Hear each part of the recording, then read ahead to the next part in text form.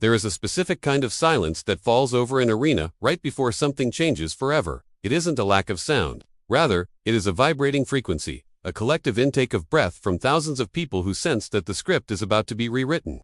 In the world of professional wrestling, we call this the calm before the storm. But in TNA, on this particular weekend, that silence was preceded by arrogance. Picture the ring. In your mind, visualize the center of the TNA universe. Standing there, draped in gold and confidence, is the system. Moose, Brian Myers, Eddie Edwards. They are the kings of the hill, the immovable objects, who believe they have successfully strangled the hope out of the locker room. They speak with the cadence of men who have no threats left to conquer. They talk about dominance, they talk about control. The air in the building feels heavy, suffocating under the weight of their ego. To the fans watching, it feels inevitable. The bad guys have won. The system is absolute. But the beautiful thing about wrestling, the thing that keeps us coming back even when we are tired or cynical, is that nothing is ever truly absolute.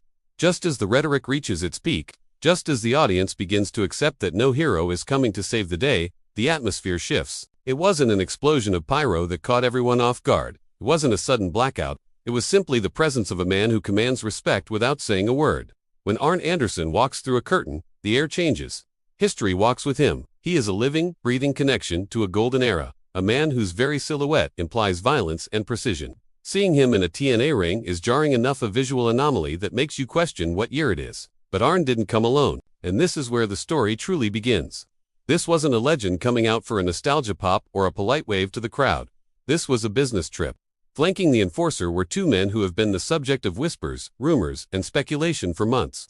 Brock Anderson and Bear Bronson. The shock in the arena wasn't just about recognition, it was about context. We saw these men in AEW. We saw them try to carve out a path in a crowded landscape, often fighting for minutes of television time that never seemed to come. We watched them leave, disappearing into the uncertainty of the free agent market. In an industry where out of sight usually means out of mind, their sudden reappearance here, invading the territory of TNA's most dominant faction, felt like a glitch in the matrix. The system froze. The fans in the front row stood up, phones recording, trying to process the visual. Why are they here? Is this a contract signing? Is this an invasion? Or is this something more personal, a statement from two young competitors who were tired of waiting for permission to be great? As Brock Anderson stepped through the ropes, looking the current champions in the eye, the narrative shifted. This wasn't about TNA versus AEW. This wasn't about promotional tribalism.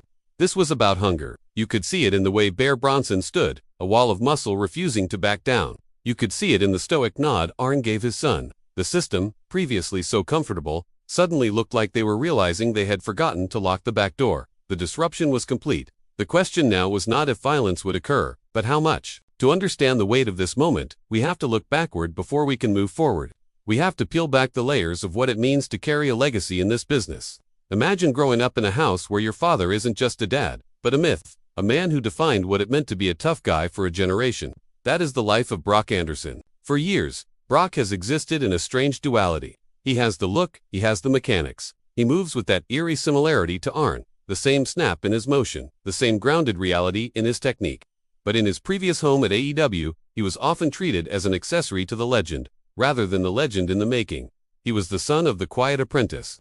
There is a psychological toll that comes with that. Being close to the spotlight but never quite standing in the center of it can erode a man's confidence, or it can forge it into something harder like steel. And then there is Bear Bronson. His journey is different but equally frustrating. A man of immense physical talent, agility, and power, who found himself lost in the shuffle of a roster overflowing with stars. When you are a monster in a land of giants, sometimes you blend into the scenery. When Bronson and Anderson left the safety of a major national contract, many pundits thought that was the end. The wrestling world is littered with the careers of guys who left the big show and faded into obscurity on the indie circuit. But silence can be a powerful incubator. While the cameras were off, while the dirt sheets stopped reporting on their daily movements, something was brewing. There is a unique kind of camaraderie formed in the trenches of uncertainty. Brock and Bear found themselves bound by a common enemy, doubt. The doubt of the fans who called them mid-carders, the doubt of the promoters who didn't see the vision, and perhaps, the creeping doubt within themselves. When they stepped into that TNA ring, they weren't just two wrestlers looking for a payday. They were carrying the baggage of every no they had heard over the last year. This brings a different kind of intensity to a debut. It's not the happy-go-lucky energy of a rookie. It is the dangerous focus of a veteran who feels wronged. The system represents everything they were fighting against. The system is the establishment. They are the guys with the contracts, the titles, the TV time, and the assurance of their spot. They represent the status quo. For Brock, looking across the ring at a guy like Moose or Eddie Edwards, he wasn't just seeing an opponent, he was seeing the gatekeepers. He was seeing the embodiment of the glass ceiling he had been hitting his head against for 3 years. Arn Anderson, standing in the corner, knew this better than anyone. He has spent a lifetime managing tempers and directing aggression. He knows that raw talent is useless without direction. By bringing these two into TNA, he wasn't just finding them a job, he was finding them a war. He knew that to break the shadow of the Horseman, Brock didn't need to run away from it, he needed to embrace the ruthlessness of it. He needed to stop being the polite son and start being the enforcer. The emotional stakes in that ring were invisible but heavy. You could feel the tension radiating off Brock. This was his chance to prove that he is more than a nostalgic act. This was Bear Bronson's chance to show he is a main event player. The system thought they were just interrupting a promo. They didn't realize they were interrupting a redemption arc. The physical confrontation, when it finally broke out, was less of a wrestling match and more of a statement of intent. In modern wrestling, we are used to high-flying acrobatics, choreographed sequences that look like dance routines, and overly dramatic pauses. But the Andersons don't dance. And Bear Bronson doesn't pause. When the first punch was thrown, the tone of the broadcast shifted instantly. It became gritty. There is a specific aesthetic to the way Arn Anderson's philosophy translates to physical violence. It's efficient, it's ugly, in the most beautiful way. As the system tried to swarm them, expecting an easy beatdown on the outsiders, they hit a wall. Bear Bronson moved like a freight train derailment. There is something incredibly satisfying about watching a big man who knows how to use his weight. He didn't do flips. He ran through people. He absorbed the strikes from the TNA champions and returned fire with a heaviness that you could hear through the microphones. It was a clash of styles. The polished, TV-ready arrogance of the system against the smash-mouth gratin-grind style of the invaders. But the moment that truly sucked the air out of the room belonged to Brock. There is a move, the spinebuster, that is sacred ground in this sport. It is simple geometry, leverage, rotation, and impact. But when an Anderson delivers it, it becomes art. As one of the system's members rushed him, Brock planted his feet. The rotation was instantaneous. The impact was thunderous. For a split second, the stickman animation of Brock overlapping with the ghostly image of his father in 1988 was undeniable. The crowd erupted not because it was a flashy move, but because it felt earned. It was a message sent directly to the locker room. It said, "We do not play by your rules." The system, usually so coordinated, scrambled to regroup. They were pulled out of the ring, clutching their ribs, looking back at the ring with a mixture of confusion and fury. Inside the ropes, Brock, Bear, and Arn stood tall. This visual was crucial. It wasn't just a fight, they had won. They had claimed territory. This creates a fascinating psychological dynamic for the viewer. We love to see the established hierarchy disrupted. We love to see the comfortable kings get knocked off their pedestal. But there was also a sense of danger. The system is not a group that takes humiliation lightly. By embarrassing them on their own show, Brock and Bear had painted a target on their backs larger than any they had carried before. The camera lingered on Arn Anderson's face. He wasn't smiling, he wasn't celebrating. He was scanning the perimeter. He knows that in wrestling, the first strike is easy. It's the retaliation that ends careers. His calm demeanor amidst the chaos acted as an anchor for the audience. It told us that this wasn't a one-off chaotic moment. This was a calculated strategic move. They had breached the fortress.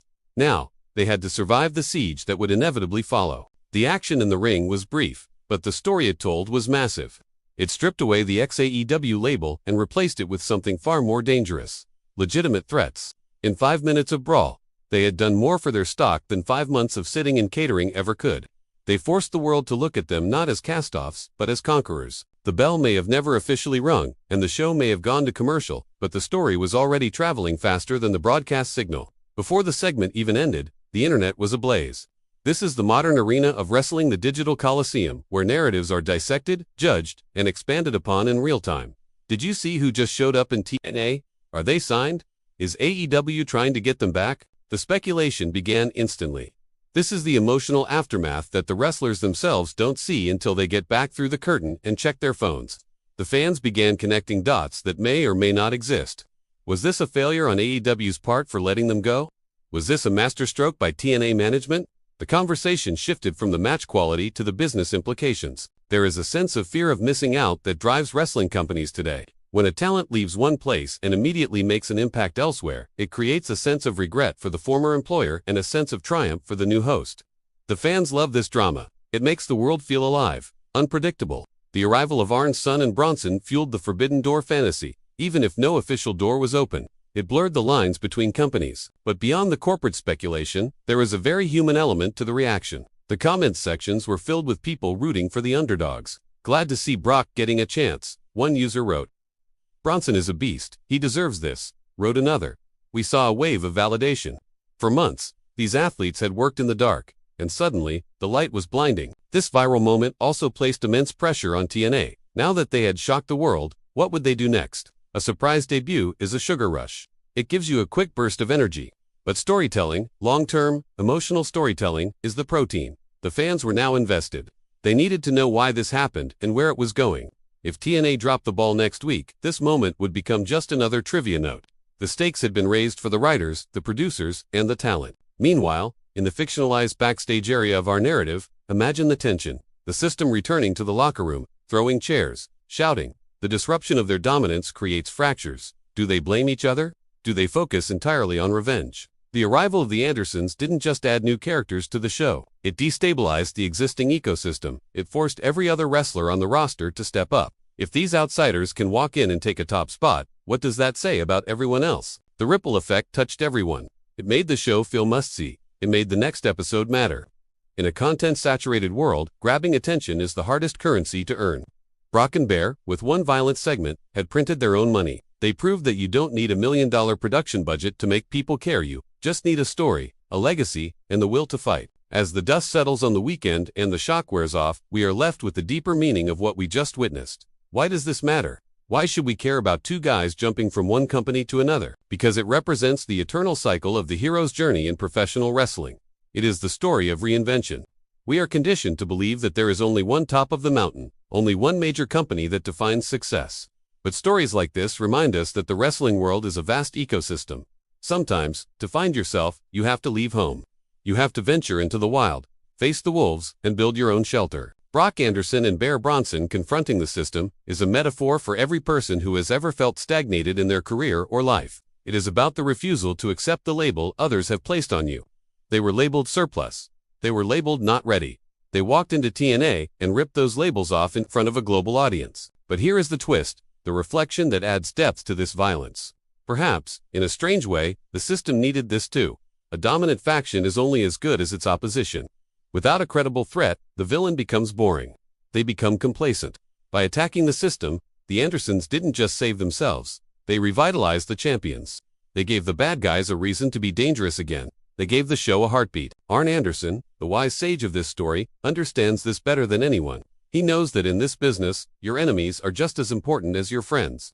He brought his son to TNA, not just to win matches, but to find an identity through conflict. You cannot be a horseman in name or in spirit without a war to fight. So, as we look at the final image, the three men standing in the ring, the crowd buzzing, the internet speculating, we realize that this wasn't just a cameo. It was a declaration of independence. It was a reminder that in wrestling, no one is ever truly written off. As long as there is a ring, and as long as there is fight left in the heart, the story can always be rewritten. The debut of Arn Anderson's son and the ex-AEW powerhouse wasn't just shocking because of the names involved. It was shocking because it felt real. It felt like desperate men doing desperate things to save their legacy. And in a world of scripted drama, that raw human desperation is the most captivating special effect of all. The system has been warned, the glitch is in the code, and it is here to stay.